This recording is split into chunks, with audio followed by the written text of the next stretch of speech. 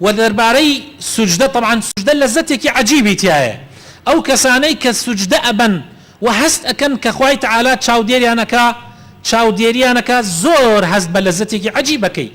يعني او لذته شيريني وتشيجيك للسجدة هي لا ركن كاني ترينيوجا دسنا كوي بويا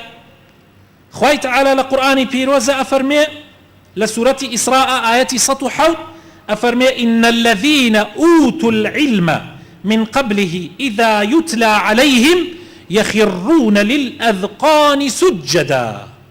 ويقولون سبحان ربنا إن كان وعد ربنا لمفعولا ويخرون للأذقان يبكون ويزيدهم خشوعا أواني بيشي إيما ليهوديو لنصرانيا كانوا أو قوماني بيشي إيما كاتيك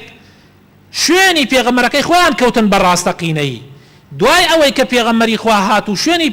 جوان لقرآنكي بيغمري خوابو صلى الله عليه وسلم كاتيك جوان لأبو إيانزاني أما آياتي خوايا بويا سجدان بخواي پروردگار أبرد او اند سجدكان خاشع بخواي تعالى افرمي ويخرون للاذقان سجدا كاتي السجدان ابد ريشي شان اكوت زوي او بري مبالغه للسجده بخواي پروردگار او بري سجده بردن او بري ملكتي باشان اجريان ايان متخوايا اما او وعده كداوته كبيغمري اخر زمان من بو انيري باوريان اكد بوعدك اخواي پروردگار بويا إنساني مسلمان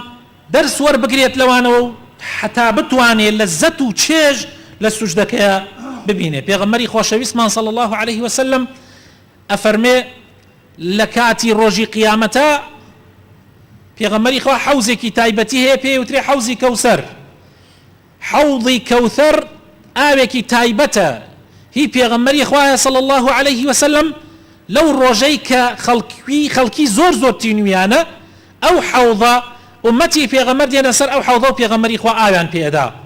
هر کسی لا امتي پیغمبر بي پیغمبری خوا بانيكا خوي آوي پیدا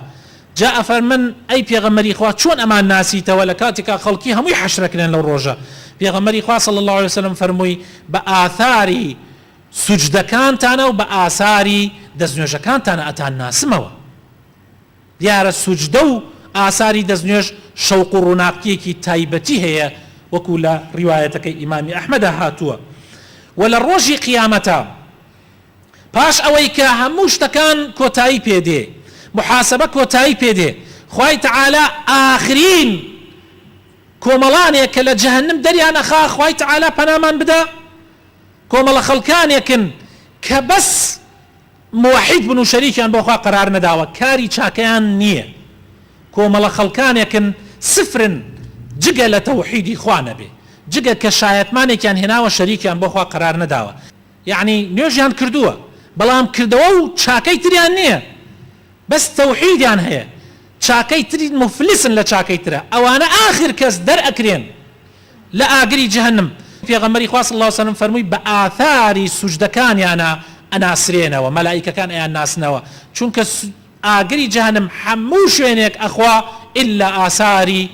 سجدكان نبي نايخوا